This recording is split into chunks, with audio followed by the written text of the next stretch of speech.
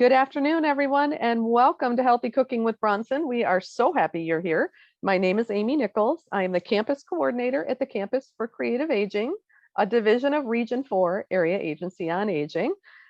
We are delighted to be able to host these classes online since we don't have anything going on in person anymore due to COVID. And I really thought by now we'd be back in person, but that's okay. We're still cooking along with these, right, Chris? Proud to introduce my colleague and friend and dietitian extraordinaire, Chris Flood from Bronson, to talk about. She's got some things to talk about. We're going to talk about soup today, right? Yes, definitely. So hi, everybody. I'm Chris, and I'm the health education supervisor in the Community Health Equity and Inclusion Department at Bronson. My office is located in South Haven, and that's where I am today. But this is not my office. This is my home kitchen because, like Amy said, we're not doing anything at our sites right now. So actually, that's kind of nice for me to be cooking from home. So today, our topic, as Amy said, is soups. And I think it's the perfect time of year for soup. Definitely looking outside, it's starting to snow again out here. So what I'm making today, now I know if you signed up for this class, you signed up for 2 healthy soups. So let me tell you a little bit about the second soup. Isabel Hinton, who is a health educator at Bronson South Haven as well, was going to make the second healthy soup, but she is very sick and has been for about 2 weeks. So she is on this call. Her camera is off. She's going to be running some questions in the chat, but she really was unable to get the second soup together, although you have 3 recipes for 3 really good, quick, and healthy soups. So the one I'm making today that I'm going to start on in just a minute is crab with a K and vegetable soup. So what I call crab with a K is this, which is the imitation crab. So lots of people say, well, is that as healthy as crab? Like, is that even healthy? Why are you using that? Actually, the imitation crab is not a horrible for you product. It does have some sodium in it, right? So does regular crab that comes from the sea. It's got, a decent amount of sodium, which of course, most of us want to stay away from a lot of sodium.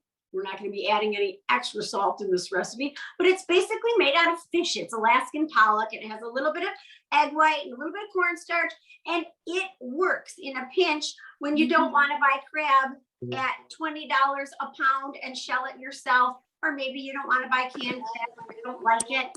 That's what we're going to be using today. So before we get started, I think Isabel has a question about soup. Isabel, are you going to unmute, or are you going to put that in the chat, or what's our first question to ask people? Yeah, so the question that I have for you guys, we're going to do a chat question first. And the chat question is, what is your favorite type of soup? Feel free to add it in the chat, and if you don't have a chat, Amy, you can tell them what to do. Yeah, if you don't have a chat or you don't know how to use the chat, feel free to unmute and give us a moment. And if you talk over the top of someone, just be respectful and take a second. So we already have some in the chat. Chicken tortilla, Caitlin, that used to be my favorite soup ever. And so I'm excied that you are a fan. I checked 10 minutes ago. Okay, Mary, I'm going to mute you for just a moment there, sweetheart. I have, crab chowder. Actually, I have to tell you, my mother-in-law is on here, and she makes a mean corn chowder. Like my whole family makes Alice's corn chowder recipe. So that's also a good one. Wild rice and chicken, broccoli cheese. Isabel, you need some broccoli cheese soup, girl. Make you feel better. So, Jeanette, what's your favorite? I'm the old country girl. I like the chicken noodle. Chicken noodle. Oh, awesome. That is a great one. Split pea is another one that came up. Also one of, I think we could eat soup every day of the week. How about you guys? I do too. Yeah. Chris, how do you feel about soup? Are you a fan? I know this. I love soup. And I like soups that take days to cook, and I like soups that you can make in 15 minutes. But what I like the most about them is you get several days meals out of them. So I like making a soup and then not thinking about what we're going to have for the next 3 days because we have soup. So I love them. And I Yep. saw some really good ones on there. And this recipe that we're gonna make today is so simple. So this falls in the simple soup category, but just something a little bit different. So am I ready to get started then, Amy? I think you are ready. We got a lot of soup fans out there today, so that's All great. right. So if you have the recipe in front of you, oh, you can see that. I don't know if you can see that, but I'm trying a new pot today.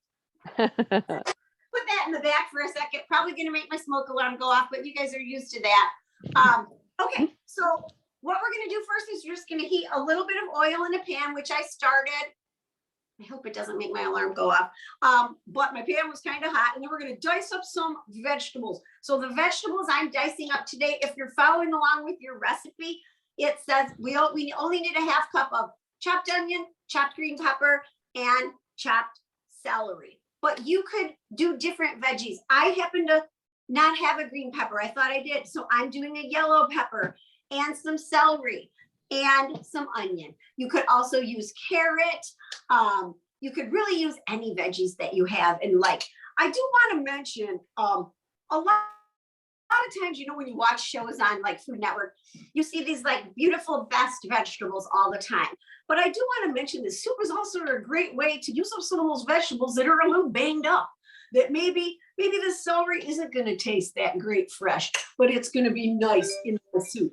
Maybe these carrots are starting to look a little bit wobbly, but they're going to be fine in my soup. So soup is a really good way to use up the veggies that maybe are sitting in your drawer for a week or so that you want to get rid of. So first of all, we're just going to dice up our peppers.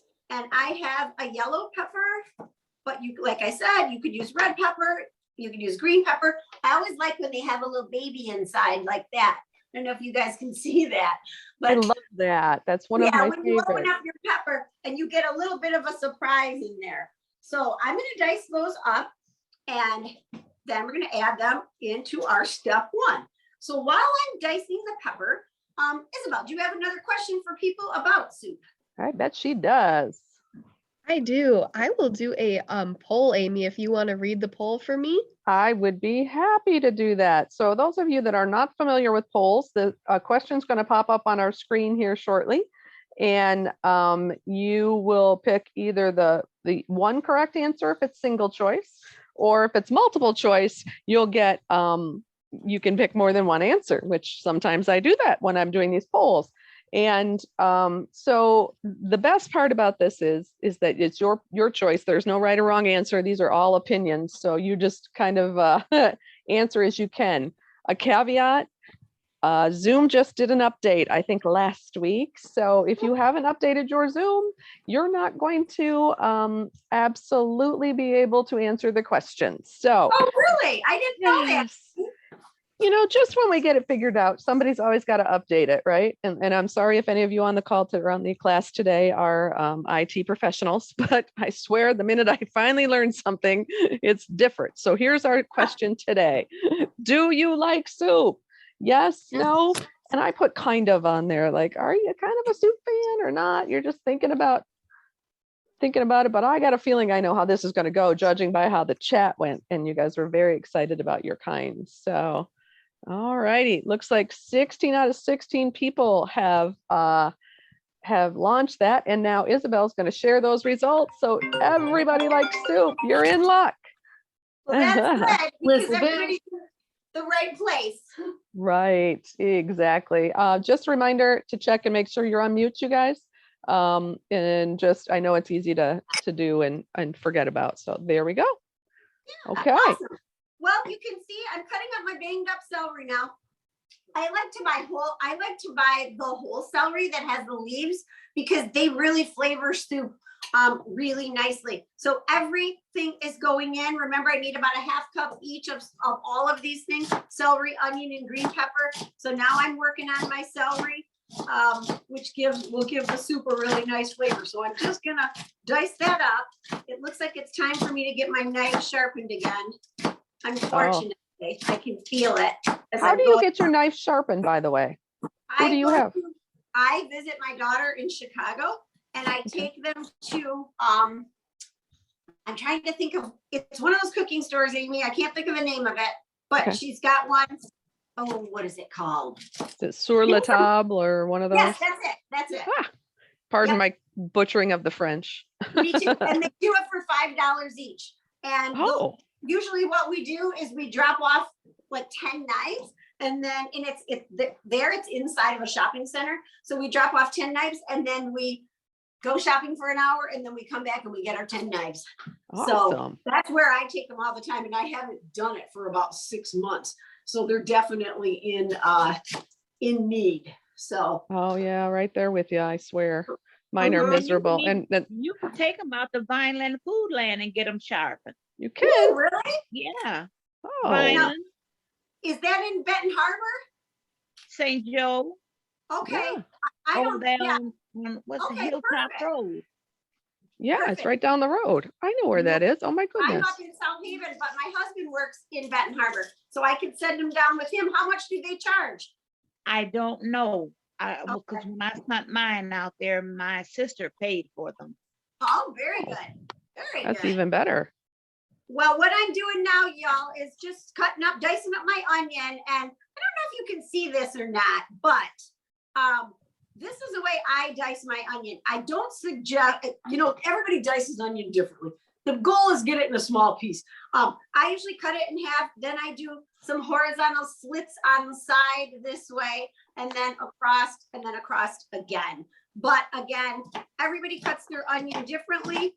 I happen to have red instead of white that I wanted to use up because it's starting to smell a little bit strong. And so that's what we're using. We know you're an onion fan. Yeah, yes. Can't do I am without- not, but I do always cook with onions. So even though I'm not a fan of it to eat them raw, but I've got to have them in stuff. Well, I'll only eat them raw in small quantities, but I do like raw as well. Good. That's good. So Awesome. again, about a half cup each. And while we're doing that, I just want to know, do people, when they make soup, do they ever make their own homemade stock or broth? Or do they buy it in a can or a jar? Just maybe type it into the chat or unmute. Yeah. Does anybody make their own? It's a process, but It is. Okay. What are people saying? so far, hang on. Go ahead and type it in the chat for me. All right, now I do not, but my brother does. So again, if y'all have been in these classes before, know that I have terrible food allergies. So even soup, even broth is one of those things that can have corn additives or soy additives, the two things that I am the most allergic to. So I have to be very careful. I have to buy only the organic. And then I have to research the brands, it's just, Yeah. it's a nightmare. So I tend to, I always have it on hand because I use it in everything, but I do make it whenever I have a chance because it's just I better. do too. And you can make, and I'm not today because we're doing quick. This is quick, right? So today Yeah. we're using a good old Swanson box of chicken broth for our base. But if you are cooking a whole chicken or maybe some chicken parts, sometimes I do that in my Instant Pot, and that yields a really nice base for starting off a homemade stock. You could do that, or you could buy broth, or you could buy stock. Some is organic, some isn't, some is low sodium, some is not. I have to buy gluten-free. So I know that Swanson is gluten-free. And so I choose that brand, or Meyer has a gluten-free brand as well. The Meyer organic and then the regular Meyer. So, it's really up to you what you want to use in this recipe. You could use chicken broth or chicken stock. You could use vegetable broth or vegetable stock. You even could use beef broth for this. So really, Hey, whatever. we did have a question in the chat though, I since didn't you see just it. mentioned it. Yeah, what's the difference between stock and broth? Hang on one second. I hear something. Uh-oh. Stock and broth. Oh man, I can't remember. What is the difference, Amy? I know. Go ahead. Go ahead. The difference is stock is generally cooked with just the bones. It's more of, I think, bone broth even though it's really the stock. I mean, they might add some vegetables to it, but the broth itself tends to be a little lighter, not maybe cooked as long to get all that gelatinous, stuff out of the bones. And So stock is generally more expensive, right? mhm, Because it is. it Yep. does have the bone gelatin in it, and I think it's more of a process. Right, exactly. Yeah, it is. It's the process. Longer, more stuff. That's the difference. Okay, good. And why honestly, it just depends. If it's a recipe, like I said, if it's like a recipe where I'm really gonna take my time with it, and maybe it's a hand me down from my grandma or something like that, then I'm gonna go with the more expensive stock. But it really just depends. Sometime I do it, sometime I use broth, and you could use either one in this recipe. Got it. So what we're doing in this pot is just browning our not browning, we're just sort of cooking a little bit our onion, our green pepper, and our celery. It's not a green pepper, it's a yellow pepper. So that's going to be about 5 minutes. So while we're doing that, I'm going to talk about the other ingredients. So we talked about the broth, but again, you could use low sodium or no salt broth. It's always a toss up. I find, and this is just for me, we all know we need to lower our sodium intake, right? But I don't like the taste of things with no salt in them. So I'm using regular broth, but not adding any salt to this recipe. When we get down to the bottom, you'll see that it says season with salt and pepper. We're not going to add salt because broth already has a bit of salt in it, quite a bit. So I'm using broth. We're also going to use canned tomatoes, and because this is a lazy quick soup, I bought the already flavored tomatoes. So we're going to use the tomatoes that are flavored with basil, garlic, and oregano. Sometimes they're called Italian style. If you don't like those flavors, this soup tastes great with the Mexican tomatoes with the chili peppers in them. You can also buy tomatoes with just garlic. So whatever kind of flavor you like will work in this. We're going to be using 2 cans, juice included, of those, which I'll open up there in a second. And you could just use the plain if that's all you had on hand, right? Absolutely. You can use the plain. And I actually have sitting next to me a little bit of extra oregano because I really love that flavor. So I'm even going to add a little more oregano. So whatever you have. So as that's cooking, let's go through the rest of the ingredients. We're also going to be using that imitation crab. And this is kind of what it looks like when you take it out of the package. And you can buy it in flakes or you can buy it in sticks. Now for this soup, you can see I have sticks. I didn't want sticks. That's all they had. I wanted the flakes because it looks better in the soup and it's easier to take apart. It's the exact same thing. This, I'm just gonna chop this a little bit. So I've got 8 ounces of my imitation crab. You want to keep that in the refrigerator. And if you have any left over, refrigerate it immediately. But I am going to use the whole thing, so we're not going to worry about that. So I do have a tip about this that I have just discovered. So my daughter happens to live in Kalamazoo, and there's a great Asian store there called Pacific Rim. It's the world's best grocery store for Asian food. And crab with a K, as we've always called it in our house too, which I love, happens to be about half the price at an Asian grocery store. So if you're watching your pennies, you can, I was shocked at how much cheaper it was. How much was it, Amy? It was, well, I bought a huge package. I mean, it was like this because I was making sushi, the spicy crab filling for it. And the huge package was about $4. Oh, wow. I know. Yeah, that's really good. I didn't know that. And that place that Amy's talking about, if you ever do get to Kalamazoo, it's wonderful. It's absolutely wonderful. I get takeout there a lot. And Amy and I had talked about getting takeout a couple of months ago. Remember? Yeah. My husband just mentioned it yesterday. He said we should go to Kalamazoo this weekend and get that takeout at Pacific Rim. Really great Asian food. So, and the key is it's got a deli in there. You need to eat before you go shopping, or you're going to end up with half of the store because everything looks fabulous. Exactly. So I'm going to be opening up my cans, and just a tip, we talked about this if you've been in other classes before, but you always want to wash your cans before you open them because we don't know who's handled them. Unfortunately, there may be something that has crawled on them. So it's always a good idea to wash the tops of your cans, which I've already done before you open them. So I have done that, and I try to not go all the way around because I don't want to push the top in, but sometimes I do. And in a minute, we're going to dump both of these cans into our soup.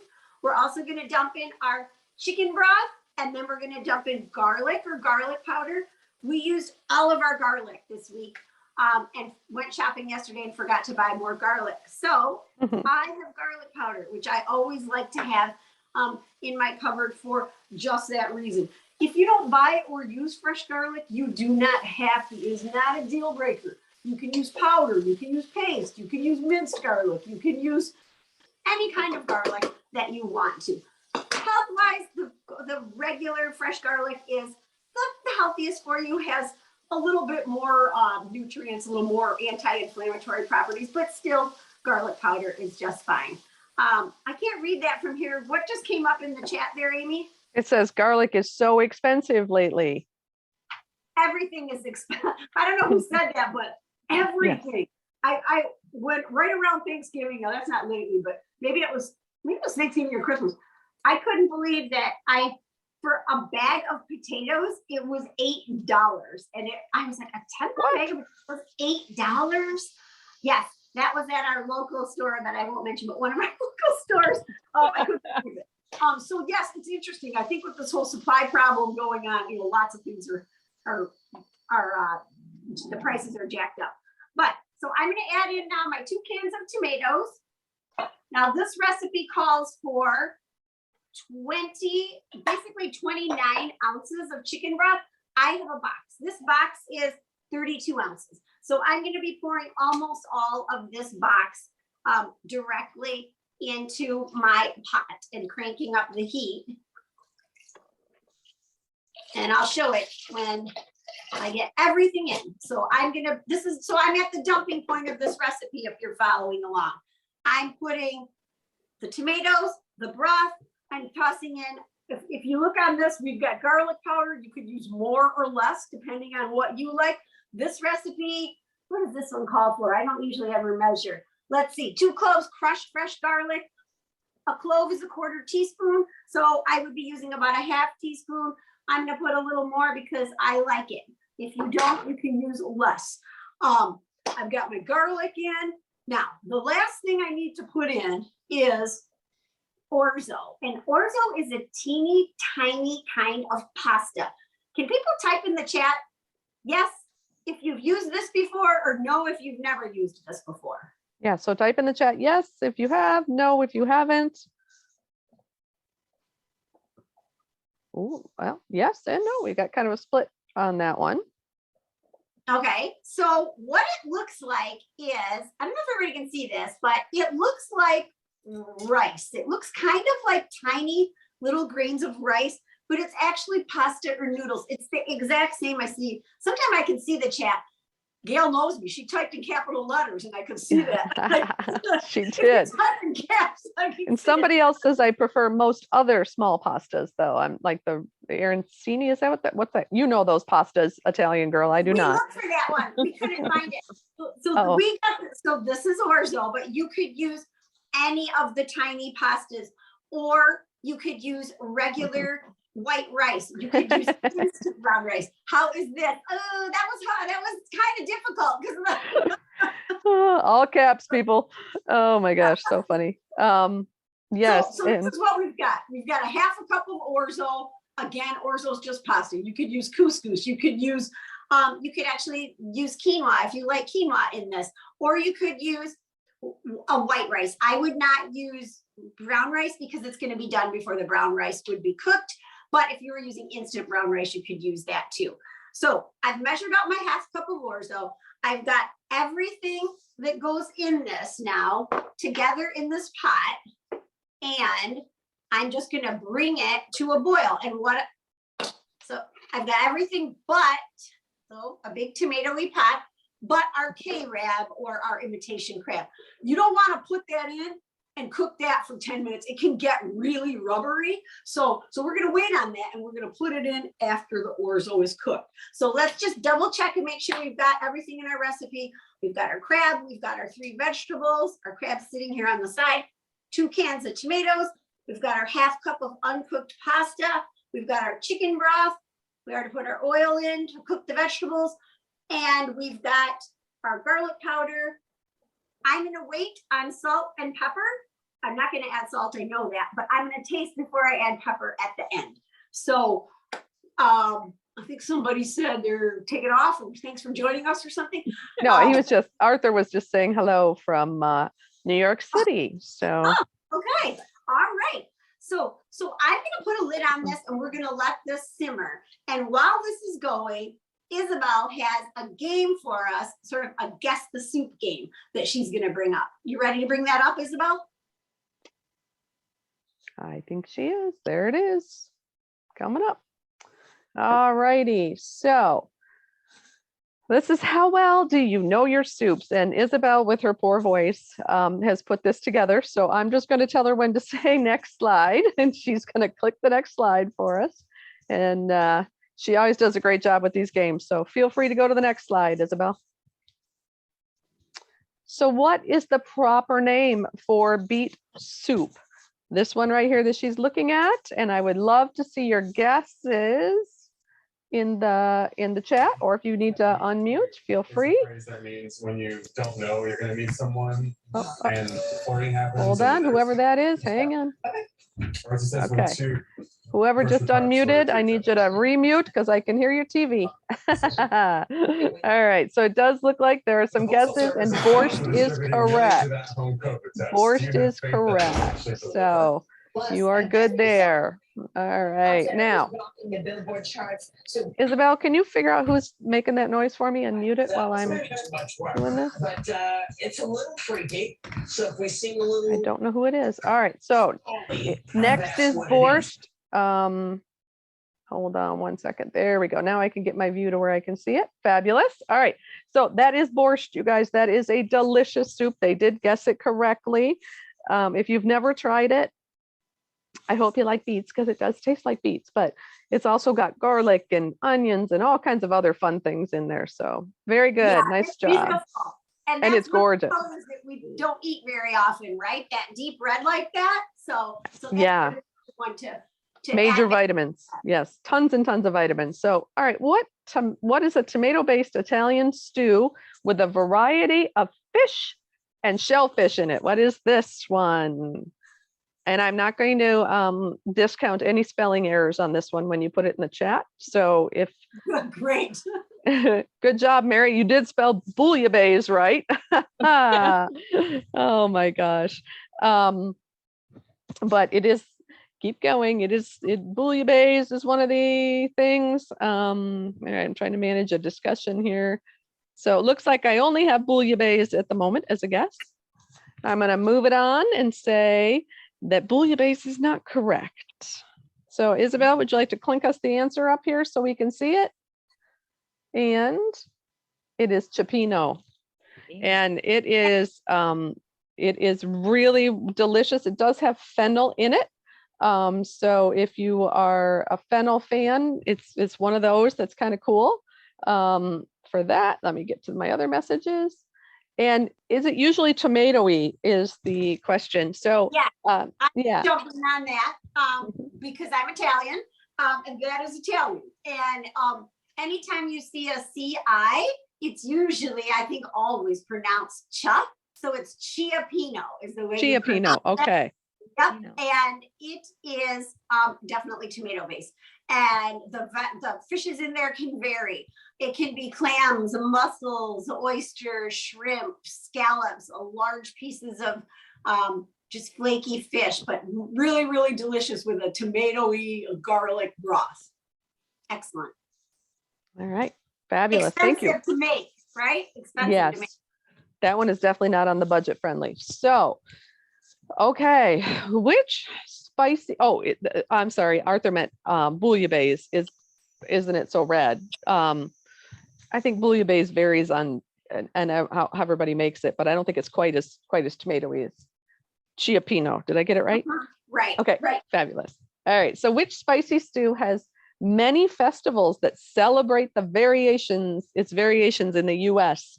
Ooh, I think we have some guesses, some good guesses on this one. So in the chat, it's chili, chili, chili. Ooh, gumbo. That's a good one That's a good too. one. Yeah, I know. And I know that Miss Jeanette makes a mean gumbo. We have talked about this. So still waiting for you to make me some, Jeanette, but And I want to it. jump in on that, Jeanette. Maybe you can give that recipe to Amy and she can share it to all of us, and she has our email addresses, because I love a good gumbo. Oh, okay. I would love that. You know I that. would love that. Probably everybody on here would. Yes, absolutely. All right, that's a deal. And you can just call me, Jeanette, and we'll write it down. But the answer here is chili. Yay. Good job, crowd. All right. How is gazpacho soup served? And that is one gazpacho. So there's green gazpacho and then there's red gazpacho. And you guys are getting it here, aren't you? Everybody's pretty well got this cold, cold, cold, cold. It is definitely cold, correct. Red gazpacho is more Spanish. The green gazpacho is a little more European, and it is pretty. You are right, Arthur. Very good. It is very pretty. Which country does miso soup originate from?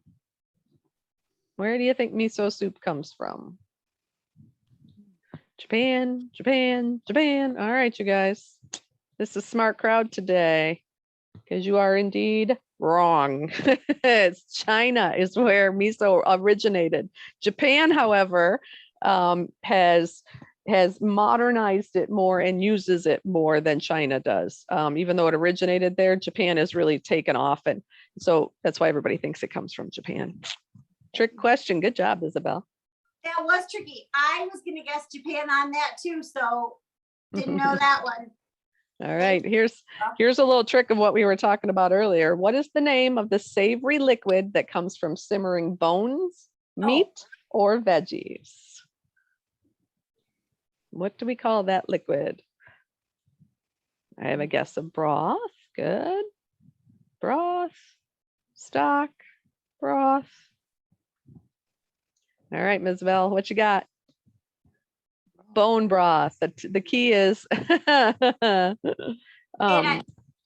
Definitely. And I will add to that, I watched some YouTube videos before on how to make the best bone broth, because it is very popular. And part of the reason is it is very nutritious, much more nutritious than like a quick boil where you're not really getting the gelatin to come out of the bone. And I was watching some Asian women, and I'm not sure what country they were from, make the bone broth for their ramen, which of course, everybody knows that's really popular again. And there's ramen restaurants, and it starts with a really good broth made with bones. And it's a process. It's quite a process. It's not just throwing them in and boiling them. They do some chilling, reboiling, and all sorts of things. Skimming, but yeah, all of it. Exactly. So good job. Okay, do we have any more? Oh, there's one. Okay, let's see if I get this one right. Curry laksa is a spicy Singapore soup. What liquid tempers the heat of the spices? Oh, so this one's hot and spicy. How do we make it temperate from hot and spicy? What do you guys think? We have a guess of coconut milk, yogurt, coconut milk. Coconut milk. I think this might be a smart crowd. Let's see what we have for an answer. Coconut milk it is. Good job. You guys were right. That is a beautiful soup, by the way, honestly. That is gorgeous, and I would love to make that. So awesome. On behalf of Isabel, thank you very much. And Isabel, that was a fun quiz today. You did a nice job. Yeah, that was really fun. All right. Well, we've got just a couple of minutes on our crab or imitation crab soup. So I checked it out. You can see I moved my pot. I wanted to be facing you the whole time, but I didn't like what that burner was doing. It wasn't getting it to simmer fast enough. So I put it in the back on my stove. The orzo has to cook just a few more minutes. And then I'm going to add my crab. And basically, from the point that you add your imitation crab, all you're really doing is heating the crab until it's hot, because this is fully cooked. I could put this in crab salad and eat it in a sandwich. I could pick up one of these sticks and eat it right now. It does not need to be cooked. So I am going to chop it, but before I chop it, I'm going to chop some fresh parsley to put on top of this soup. Now, this is not a must. I love to put fresh herbs on top of my soup. So I already washed some fresh flat leaf parsley, and I'm going to give it a quick chop. The reason I'm doing the parsley before I'm doing the crab, can anybody guess why I'm doing the parsley first on my cutting board? This is a food safety question. It is. Just get done. Oh, food safety question. Why would she want to do the parsley first and the crab second?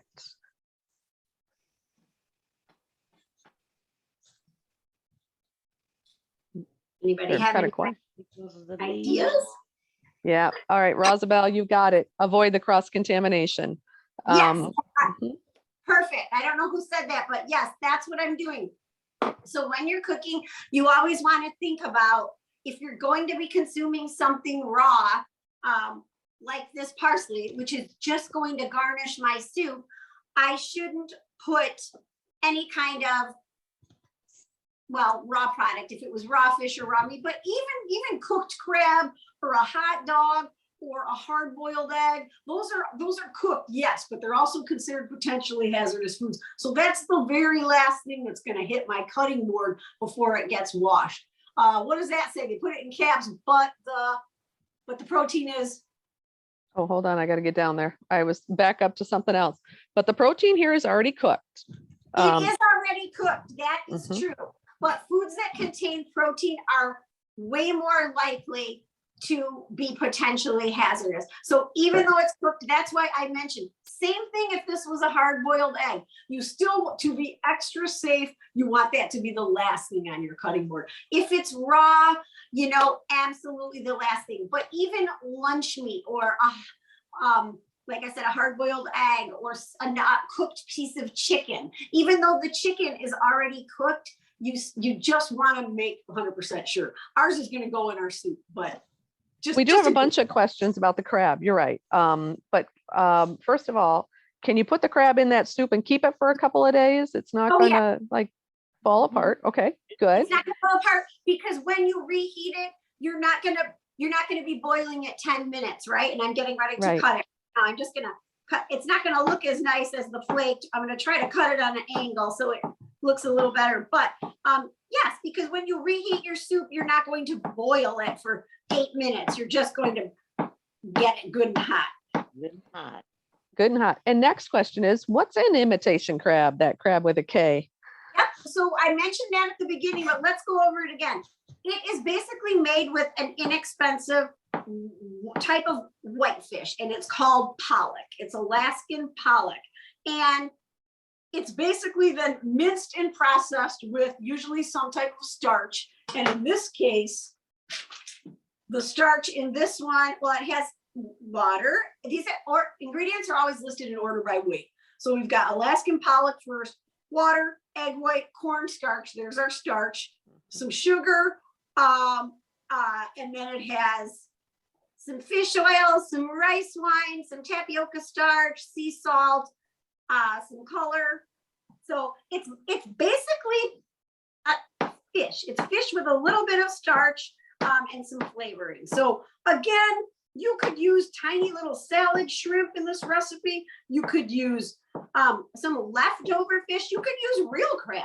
If you have real crab, maybe you bought a couple of legs for something and you've got some leftover, or you could, if you like to buy the canned crab, you could use that. Any of that would be just fine. Right. With my allergies, I'd have to use the canned crab. And Yes, just when you get that canned crab, make sure you pick it, because it will have shell pieces in there. Make sure you rub it between your fingers good. Yeah, definitely. I'm going to talk about that in a second. I'm going to move this over to our pot real quick. Okay. And I'll be right back. All right. Awesome. Isabel, you want to launch me another poll question while she's doing that real quick? So what kinds of soup do you prefer? creamy soups, broth-based soups, or chunky soups. Now, this one is multiple choice. You can choose more than one answer if you would like. So feel free. Because if you're a big soup fan, you might want to pick all three. All right. You guys are making your votes. Do you like creamy? Do you like the broth based? Or you like a chunky soup? And in my mind, a chunky soup could be both. Could be creamy, could be broth based, you know. So that's why I let you guys pick all three. So you can do whatever you want. All right, I think we've reached an end to our voting for the moment, Isabel. So we're going to end that poll and she's going to share. So you guys are almost exactly evenly split on creamy and chunky. And then broth based came in third, Chris, just so you know. So wait a minute. What was first, creamy and chunky? Yep, creamy and chunky. Well, chunky, creamy were neck and neck, and then broth based was the third one. Okay, well, I would rate this one as chunky. Because lots of chunks in it. It's definitely not creamy, although you could add a little cream to the end of it if you wanted to. So I put my crab in. I'm just waiting for it to heat. I'm going to give it 2 minutes. And then I'm going to plate this up. I'm going to put some fresh parsley on it. If you make this soup, let's just go over a couple of things. Remember, at the beginning, chop up some vegetables. You want 1.5 cups total. You could use a combination of onion, green pepper, celery, carrot, shallots, garlic, mushrooms. I'd probably stay away from the cruciferous veggies like broccoli, cauliflower, kale, because that's going to give it a different taste. But pretty much all the other veggies that you normally cook saute would be fair game. You're gonna get those sauteed. You're gonna dump everything else in your broth, your 2 cans of tomatoes, some garlic, a little bit of extra oregano if you want to. You're gonna dump your orzo in, simmer it up till the orzo is cooked. If you use the little tiny arancini pasta, it's gonna cook even quicker. Or you could use, maybe you have some leftover cooked rice. If you want to use that, throw that in when you put the imitation crab in. Or if you have some leftover already cooked pasta, you could throw that in at that point. So, or you could leave a starch out. So however you know, whatever you have and whatever you like. But the point is, it's quick and easy. We're going to plate it up in just a minute. The other thing I wanted to mention is in the recipes, you also have a recipe for a lightened up broccoli cheese soup. This one's Isabel's, a really nice, healthier, a little bit lower fat version. It's still got cheese and it's still got broccoli. It's thickened more with a little bit of potato, which you don't always see in a broccoli cheese soup. So this is a really great one to try. And then the third recipe you have in your recipes, you could make in a pressure cooker or an Instant Pot or not. It's an easy cabbage and beef soup. So you've got 3 to test your soup making skills. Hang on while I plate this up and I'll show you what it looks like. All right, and I do have one comment. I will be resending the recipes because we left out the olive oil in one of the recipes. But if you can, if you're a reasonable cook, and you can ignore my second email, but I will get to that as soon as I'm done with class, as soon as we're done with this class, because there's a lot of pieces, parts that need to be attended to when we're doing these classes. So I will make sure you get them afterwards. And to anybody that didn't get them, I resent a couple during this class, but if you did not get them, please check your spam folder. Get mine. Yep, yours is probably in your spam folder too. So Okay. yep, but I will make sure I will add you again to the list just to make sure that it double sends, because I know how yours goes, Jeanette. So, Yep. all righty. So our finished product, which I know you guys can't see this close up. I'm going to try to move around, but you can see the crab in it. You can see the orzo. I tried to put it on top so you could see it. I have not tasted this yet. I'm gonna wait and I'm gonna taste it. And if I feel like it needs a dash more oregano or a little pepper, I'm gonna add it. But let me try to move it around a teeny bit closer. Hang on. So this, I think I'd call poor man's Chiapino. It's So- beautiful. So this It is the is. Chris Flood Poor Woman's Chiapino, which is again, fish-based, made with an imitation crab. So it's a fun soup. It's an easy soup. If you love seafood, but you don't want to deal with buying anything expensive or hard to handle, or pick the crab from the can, like Amy said, to get the shells out, it's a really fun soup to check. Arthur and I are on the same page. He says a little hot sauce. Definitely, 100%, Arthur.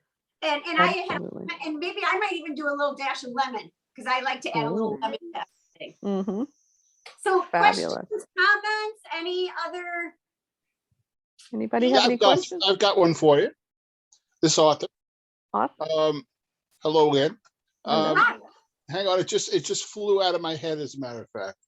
Oh, Two things.